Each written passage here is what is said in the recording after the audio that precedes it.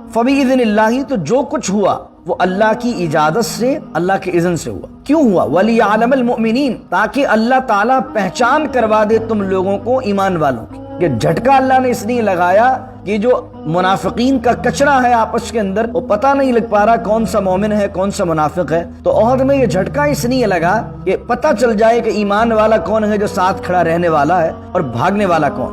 وَلِيَعْلَمَ الَّذِينَ نَافَقُوا، اللہ کہہ رہے ایک تو ایمان والوں کی پہچان ہو گئی، اس سے فلٹر لگ گیا سمجھ لیں عہد میں۔ وَلِيَعْلَمَ الَّذِينَ نَافَقُوا، اور اللہ پہچان کروا دے، ممتاز کر دے ان لوگوں کو جنہوں نے منافقت کی ہے۔ اب یہ کون لوگ تھے؟ عبداللہ بن ابی۔ میں جس طرح پچھلے دروس میں بیان کر چکا ہوں کہ کم و بیش 1000 لوگ مدینے سے چلیں اور وہاں 3000 کا لشکر جو ہے مشرکین کا ہے، ابو سفیان اس کی قیادت کر رہے ہیں اور اس وقت تک ایمان نہیں لائے تھے۔ فتح مکہ کے دن آپ ایمان لے کر آئے حضرت ابو سفیان، اس لیے ہم ان کی عزت کرتے ہیں صحابی ہونے کی حیثیت سے، لیکن اس وقت جو ہے مشرکین کے لشکر کی قیادت کر رہے تھے ابو سفیان۔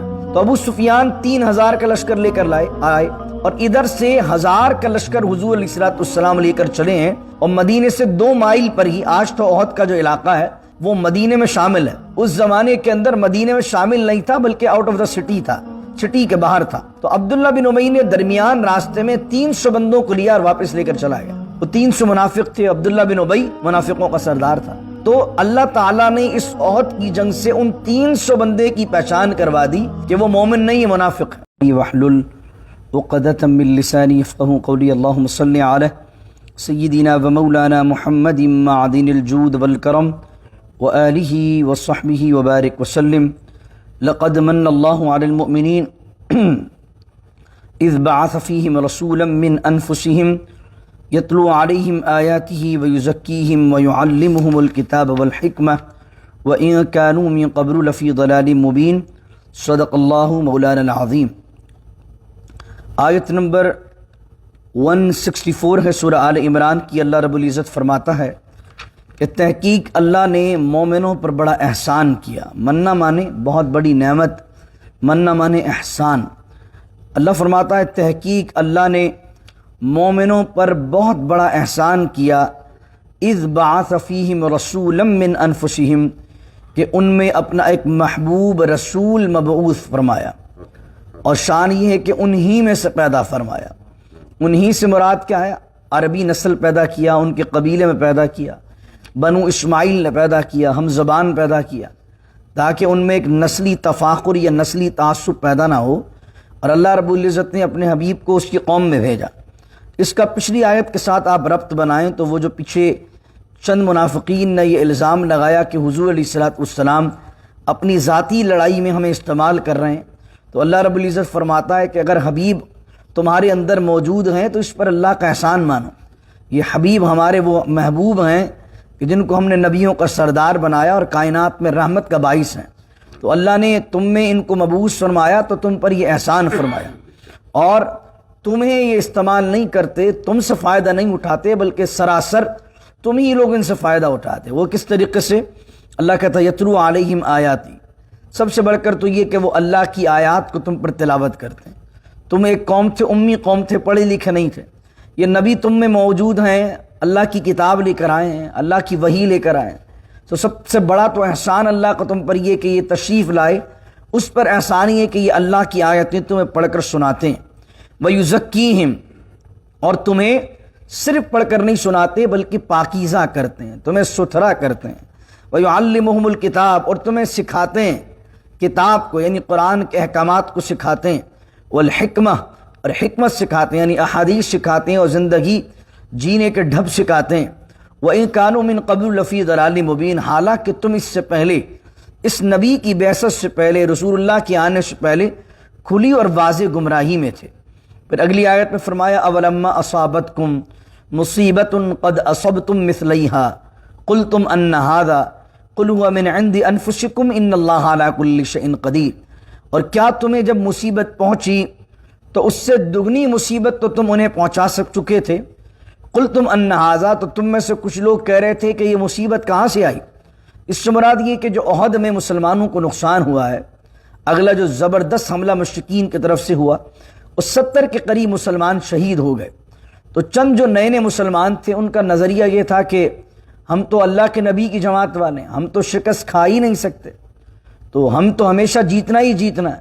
تو جب نقصان پہنچا اور جنگ کے بعد یہ باتیں چلنے لگیں تو چند جو نئے نئے مسلمان تھے انہوں نے کہا ہم پر یہ کیسے مصیبت آ گئی، حالانکہ ہم مسلمان ہیں، کلمہ جو ہے وہ اللہ کا پڑھتے ہیں، رسول اللہ کا پڑھتے ہیں، نبی کریم علیہ السلام ہم میں موجود ہیں، پھر ہم کیسے ہار گئے. تو اللہ رب العزت فرما رہا ہے کہ یاد کرو بدر کو، قد اصبتم مثلیہا، تم اس سے دگنی مصیبت انہیں پہنچا چکے ہو. تمہارے 70 شہید ہوئے، تم نے ان کے 70 مارے ہیں، اس 70 کو قید کیا. لیکن اگر تم یہ پوچھتے ہو کہ مصیبت تم پر یہ احد میں کیسے آئی ہے، تو اللہ کہتا ہے قل ہوا من عند انفسکم، اے حبیب آپ انہیں کہہ دیجئے یہ مصیبت تمہاری اپنی طرف سے ہے، تمہارے اپنے کرتوت ہیں. وہ کیا ہے کہ اللہ نے اس سے پہلی جو آیت پڑھی تھی ہم نے پچھلے دروس میں، وَلَقَدْ صَدَقَكُمُ اللَّهُ وَعْدَهُ إِذْ تَحُسُّونَهُم بِإِذْنِهِ، اللہ کہتا ہے کہ اگر تم یہ سوچ رہو کہ احد میں اللہ نے وعدہ پورا کیوں نہیں کیا فتح کروانے کا، جتوانے کا، تو اللہ تو وعدہ پورا کر چکا تھا کہ جب تم نے فرسٹ ٹائم اٹیک کیا ہے تو تم تو مشرکین کو مار رہے تھے، لیکن تمہیں اتنا بڑا نقصان اس لیے اٹھانا پڑا حتی اذا فشلتم وتنازعتم فی الامر. عبداللہ بن جبیر کو وہ جو چھوٹی پہاڑی پر حضور نے کھڑا کیا تھا اور حضور نے بیان کیا تھا نیچے نہیں اترنا جب تک میں نہ کہوں، جب تک جنگ کا کوئی بھی نقشہ ہو. لیکن چند لوگ حضور علیہ السلام کی بات کو نہ مانا اور حضور کی نافرمانی کرتے ہوئے نیچے آ گئے اور مال غنیمت کو جمع کرنے لگ گئے. اب اس کے بعد جب دوبارہ حملہ ہوا مشرکین کی جانب سے بڑا زبردست ہوا. تو اللہ کہہ رہا ہے کہ اگر یہ سارا معاملہ ہوا ہے تو یہ تمہاری اپنی وجہ سے ہوا جو نقصان اٹھانا پڑا ہے. ہم نے تو اپنا وعدہ سچا کر دیا تھا، ان اللہ علی کل شیء قدیر، اور اللہ تعالیٰ ہر چیز پر قادر ہے. لیکن پھر بھی سوال یہ پیدا ہوتا ہے کہ اگرچہ مسلمانوں سے غلطی ہو گئی تھی، چند لوگوں سے غلطی ہو گئی تھی، پھر بھی اللہ تعالیٰ بچا لیتا. لیکن اللہ رب العزت نے پھر بھی مسلمانوں کا نقصان کروایا، کیوں؟ تو اللہ کہتا ہے وما اصابکم یوم التقى الجمعان، اور جب یہ دو گروہ اس دن آپس میں گتھم گتھا ہوئے لڑے، فبإذن اللہ، تو جو کچھ ہوا وہ اللہ کی اجازت سے، اللہ کے اذن سے ہوا. کیوں ہوا؟ وَلِيَعْلَمَ الْمُؤْمِنِينَ، تاکہ اللہ تعالیٰ پہچان کروا دے تم لوگوں کو ایمان والوں کی.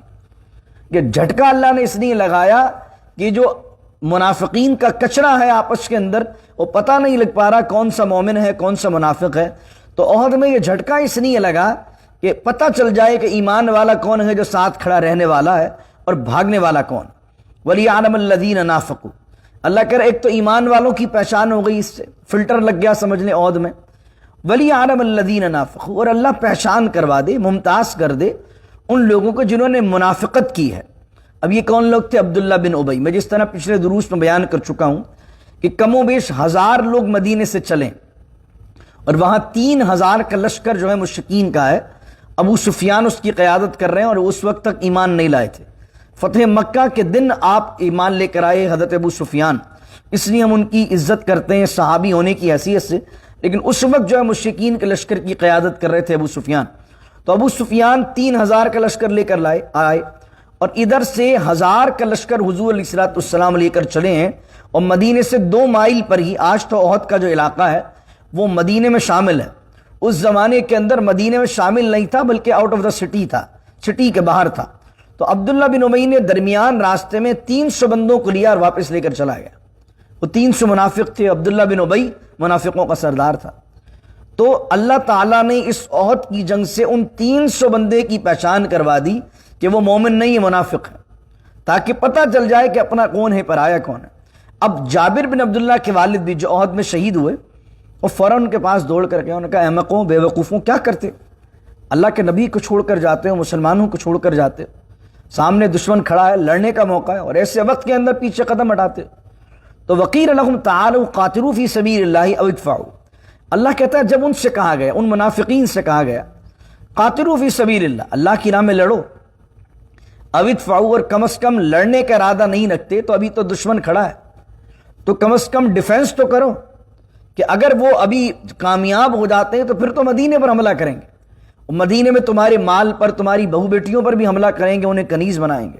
یا تو اللہ کی راہ میں لڑو، اور اگر جہاد کا ارادہ نہیں ہے تو دشمن جب کھڑا ہوتا ہے مارنے کے لیے تو اپنے ڈیفنس کے لیے بھی تو لڑنا پڑتا ہے. تو یا تو اس نیت سے لڑو کہ تمہیں اللہ کی راہ میں جہاد کرنا ہے، یا اس نیت سے لڑو کہ اپنا ڈیفنس کرنا ہے، دفاع کرنا ہے.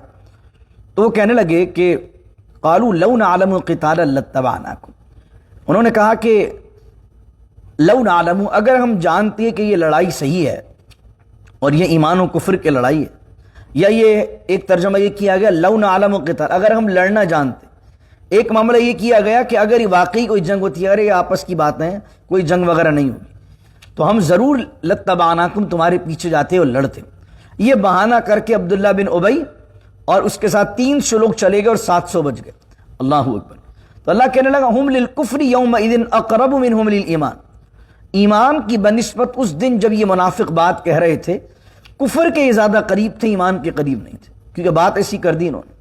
یقولون بافواہہم ما لیس فی قلوبہم، اور جو اپنے منہ سے یہ بہانہ بنا رہے تھے. کیا بہانہ بنا رہے تھے؟ کہ لڑائی نہیں ہوگی اور کوئی مسئلہ نہیں ہے، یہ وہ بھی رشتہ دار ہیں ان لوگوں کے اور یہ یہاں رہنے والے بھی آپس میں رشتہ دار ہیں، کوئی لڑائی نہیں ہونے والی، یا یہ ایمان و کفر کی لڑائی نہیں. اللہ کہہ رہا جو یہ منہ سے کہہ رہے تھے بافواہہم ما لیس فی قلوبہم، ان کے دل میں یہ بات نہیں تھی. واللہ اعلم بما یکتمون، اور اللہ جانتا ہے جو وہ دل میں چھپا رہے تھے، یعنی بزدلی، ایمان سے دوری، اس کو چھپا رہے تھے.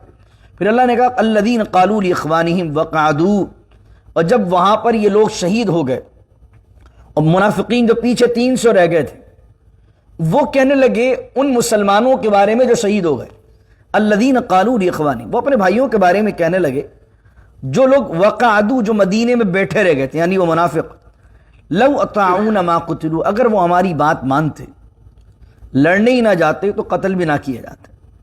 اللہ کہتا قل فادرؤوا عن انفسکم الموت ان کنتم صادقین، ابھی فرما دیجئے کہ اگر یہ سچے ہیں کہ مدینے میں بیٹھے رہنے سے، گھر میں رہنے سے موت نہیں آتی، تو جس دن ان کی موت کے وقت اللہ نے لکھا ہو اپنی موت کو یہ دور بھگا کر بتائیں. یعنی کوئی گھر میں بیٹھا ہو، اللہ نے موت لکھ دی تو آئے گی. حضرت خالد بن ولید کی بہت بڑی مثال ہمارے سامنے. خالد بن ولید وہ ہیں کہ جو ہر جنگ میں شریک ہیں، بار بار نہ جانے کتنی تلواریں آپ کی میدان جہاد میں ٹوٹی ہیں اور بار بار میدان جہاد میں گئے، لیکن موت کہاں ہی ہے آپ کو بستر پر. تو اللہ نے اگر کوئی بندہ اللہ کی راہ میں قتال کر رہا ہے لیکن اللہ نے اس کو میدان جہاد میں اس کی موت کا وقت نہیں لکھا، تو کہاں مرے گا وہ جہاں اللہ نے اس کا موت کا وقت لکھا. تو اللہ نے فرمایا کہ ایسا نہیں ہے کہ وہ جو 70 صحابہ کرام احد میں شہید ہو گئے وہ مدینے میں رہتے تو بچ جاتے، اللہ رب العزت نے ان کی موت کا وقت مقدر کر دیا تھا. پھر آگے فرمایا اب بات کی جا رہی ہے ان شہداء کی شان پر، ان شہداء کی فضیلت پر بات بیان کی جا رہی ہے، اور رکوع مکمل ہوتا ہے پھر انشاءاللہ آج کے درس کے اختتام میں کرتا ہوں. اور یہ وہی بات کی جا رہی ہے جو سورہ بقرہ میں بھی بیان کی گئی، وَلَا تَحْسَبَنَّ الَّذِينَ قُتِلُوا فِي سَبِيلِ اللَّهِ أَمْوَاتًا بَلْ أَحْيَاءٌ عِنْدَ رَبِّهِمْ يُرْزَقُونَ. کیا بیان کیا جا رہا ہے؟ سورہ بقرہ میں تھا وَلَا تَقُولُوا لِمَنْ يُقْتَلْ، یہاں ہے وَلَا تَحْسَبَنَّ الَّذِينَ قُتِلُوا. دونوں میں فرق کیا ہے؟ وہاں تھا اللہ نے کہا تھا سورہ بقرہ میں دوسرے پارے کے 30 رکوع میں، اور جو اللہ کی راہ میں مارے جائیں انہیں مردہ نہ کہو. وہاں تقولو کا لفظ تھا، یہاں پر کیا وَلَا تَحْسَبَنَّ الَّذِينَ قُتِلُوا فِي سَبِيلِ اللَّهِ أَمْوَاتًا. یہاں اس سے بھی بڑھ کر بڑی شان بیان کر دی کہ جو اللہ کی راہ میں قتل کر دیے جائیں، قتال کر دیے جائیں، ان کے بارے میں یہ سوچو بھی نہیں کہ وہ قتل کر دیے گئے، وہ مردہ ہیں. اللہ اکبر. یعنی تقولو مانے کہو نہیں، تحسبنہ کا معنی سوچو بھی نہیں، گمان بھی نہ کرو. یعنی کہہ تو نہیں رہے ہو لیکن دل ہی دل کے اندر سوچ رہے ہو ارے مر تو گئے، انتقال تو ہو گیا ان کا، کیسے زندہ ہو سکتے. تو اللہ کہہ رہا ہے انٹرنلی بھی تمہارے دل میں یہ سوچ پیدا نہ ہو کہ شہید مردہ ہے. تو وہاں کہنے کا مطلب ہے، اور یہاں پر چوتھے پارے میں سوچنے کا بھی منع کیا ہے. وَلَا تَحْسَبَنَّ الَّذِينَ قُتِلُوا فِي سَبِيلِ اللَّهِ أَمْوَاتًا، اور جو اللہ کی راہ میں مارے جائیں ان کو مردہ گمان بھی نہ کرو، بل احیاء، بلکہ وہ تو زندہ ہیں. وہاں پر کیا تھا؟ ان کی حیات کا تمہیں شعور نہیں ہے. اور اس آیت میں کیا ہے؟ بل احیاء، بلکہ وہ تو زندہ ہیں اپنے رب کے پاس، یرزقون، اور اللہ تعالیٰ انہیں رزق عطا فرماتا. یعنی شہید، اب یہ کن کے بارے میں بات ہو رہی ہے؟ اسپیشلی ہو رہی ہے احد والوں کے بارے میں بات، اور اس کے علاوہ تمام شہداء جو اللہ کی راہ میں اللہ کے دین کی سربلندی کے لیے جان دیتے ہیں، ان تمام لوگوں کے لیے بات. حضور علیہ السلام نے فرمایا جو شہیدوں کی روحیں ہوتی ہیں اللہ رب العزت انہیں جنت میں پرندوں یعنی گرین پرندوں میں رکھ دیتا ہے، اور وہ اس کے اندر سیر کرتے ہیں، جنت کی نہروں پر حاضر ہوتے ہیں. فرمایا بل احیاء عند ربهم یرزقون فرحین بما آتاہم اللہ من فضلی، اور وہ خوش ہوتے ہیں، وہ جو شہداء ہیں وہ خوش ہوتے ہیں جو اللہ تعالیٰ نے اپنے فضل سے انہیں عطا کیا.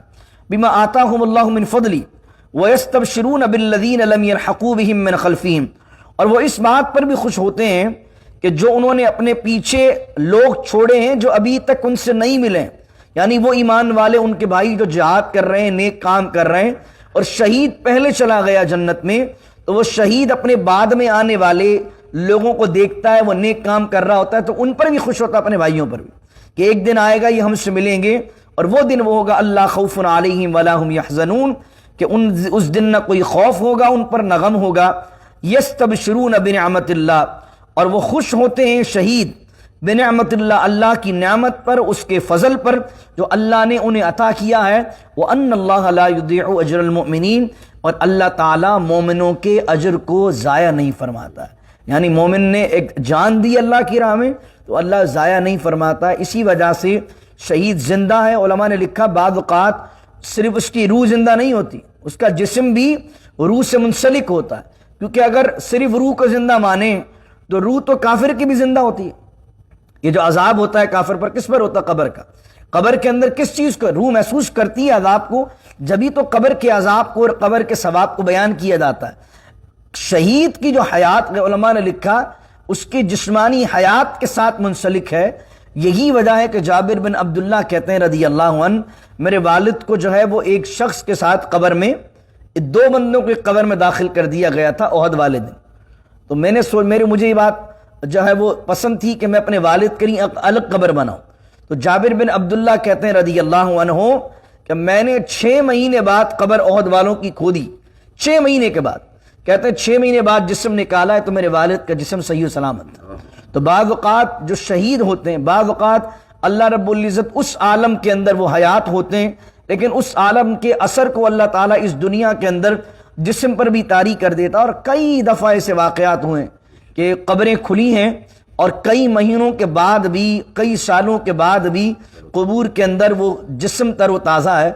यकीनन ये शहीद का मर्तबा है। आप सोचें कि अगर कोई बंदा मर जाता है, उलमा ने इसका भी जवाब दिया, और वो तो जिहाद करते हुए मरा है, तो बाज़ औक़ात उसका जिस्म सलामत नहीं रहता। तो उलमा ने उसके मुख्तलिफ जवाब दिए। उन्होंने कहा बाज़ औक़ात क्या होता है, आदमी जिहाद कर तो हो रहा था लेकिन अल्लाह के लिए नहीं कर रहा होता, इसलिए कर रहा होता है कि मुझे मुजाहिद कहा जाए, मुझे मेरी शान बयान की जाए। तो नीयत अगर खालिस ये होगी कि अल्लाह के दीन की सरबुलंदी के लिए कर रहा है, तो अल्लाह रब्बुल इज़्ज़त ये सारे मामलात उस पर तारीफ़ फरमाएगा। दुआ कीजिए अल्लाह रब्बुल इज़्ज़त से कि अल्लाह रब्बुल इज़्ज़त हमें जो है वो अपने करम से दीन की समझ अता फरमाए। और हज़रत उमर की हम दुआ करते हैं, हज़रत उमर दुआ करते थे अल्लाहुम्मा रज़ुक़नी शहादतन फ़ी सबीलिक वजअल मौती फ़ी बलदी रसूलिका सल्लल्लाहु अलैहि वसल्लम। हज़रत उमर 2 दुआएं करते थे, ऐ अल्लाह मुझे अपनी राह में शहादत की मौत अता फरमा और मेरा मदफन अपने हबीब के शहर में अता फरमा। और दोनों दुआएं हज़रत उमर की कबूल कैसे हुई कि नमाज की हालत में हज़रत उमर फ़ारूक रज़ियल्लाहु अन्हु पर हमला किया गया और आपको शहादत की मौत मिली। और दूसरी चीज़ ये कि आपको रसूल करीम सल्लल्लाहु अलैहि वसल्लम के पहलू में दफन किया गया। एक 70 साल के बुजुर्ग थे, हर साल मदीने जाते थे। कम उबश में 20 साल पुरानी बात बता रहा हूँ, जब मैं बहुत छोटा था। तो मैंने एक दफ़ा उनसे पूछा, हुजूर आप हर साल मदीने जाते हैं, मुझे भी बहुत शौक़ है मदीने जाने का, तो आप मुझे बताइए मैं हर साल मदीने कैसे जाऊँ, मुझे कोई नुस्खा बताइए, मुझे कोई दुआ बताइए, मैं चाहता हूँ हर साल मदीने जाऊँ। तो आज मुझे याद है हाजी अब्दुल वहाब साहब नाम था उनका, डॉक्टर थे, तो वाइट दाढ़ी थी, बड़ी रूहानी शख्सियत थे। तो मुझे प्यार से माथा चूम कर कहने लगे, बेटा हज़रत उमर की दुआ किया करो, अल्लाह ताला बार बार मदीने बुलाएगा। वो क्या है, अल्लाहुम्मा रज़ुक़नी शहादतन फ़ी सबीलिक। जब अल्लाहुम्मा रज़ुक़नी कहेंगे आप तो होगा अल्लाह मुझे, और अल्लाहुम्मा रज़ुक़ना कहेंगे तो मतलब होगा अल्लाह हमें। तो अल्लाहुम्मा रज़ुक़नी शहादतन फ़ी सबीलिक, ए अल्लाह मुझे अपनी राह में शहादत की मौत अता फरमा। अल्लाहुम्मा रज़ुक़ना शहादतन फ़ी सबीलिक, ए अल्लाह हमें अपनी राह में शहादत की मौत अता फरमा। वजअल मौती, ए अल्लाह मेरी मौत को बना दे। वजअल लना मौतीना, ए अल्लाह हमारी मौत को बना दे। कहां पर? फी बलदी हबीबिक, बलद माने होता है शहर, फी बलदी हबीबिका फी बलदी रसूलिका सल्लल्लाहु अलैहि वसल्लम। और हमारी मौत कहां वाक़े हो, हमारा मदफन कहां बने? रसूल करीम सल्लल्लाहु अलैहि वसल्लम के शहर में बने। हुज़ूर अलैहिस्सलाम ने एक और दुआ फरमाई शहादत के हवाले से, फरमाया मेरी ख्वाहिश है अल्लाह मुझे ज़िंदगी दे, फिर मैं राह खुदा में जिहाद करूँ, फिर मारा जाऊँ, फिर ज़िंदगी दे, फिर राह खुदा के अंदर मैं जाऊँ और मारा जाऊँ। یعنی حضور علیہ السلام نے یہ تمنا کی ہے کہ اللہ مجھے اگر کئی زندگی بھی عطا فرمائے تو میں راہ خدا میں جہاد کروں اور اس میں شہادت کے مرتبے پکاؤں. اتنا بڑا رتبہ ہے شہادت کا. اللہ رب العزت اپنے کرم سے اپنے فضل سے حضور علیہ السلام کے شہر میں مدفن نصیب فرمائے. بسم اللہ الرحمن الرحیم. الحمدللہ رب العالمین والصلاة والسلام على اشرف الانبیاء والمرسلین. ربنا اتمم لنا نورنا واغفر لنا انك على كل شيء قدیر. ربنا هب لنا من ازواجنا وذرياتنا قرة اعین وجعلنا للمتقین اماما. ان اللہ ملائکتہ یصلون علی النبی یا ایہا الذین آمنوا صلوا علیہ وسلموا تسلیما. اللہم صل علی سیدنا ومولانا محمد معدن الجود والکرم وآلہ وصحبہ وبارک وسلم. سبحان ربک رب العزت عما یصفون وسلام علی المرسلین والحمد للہ رب العالمین. لا الہ الا اللہ محمد الرسول اللہ.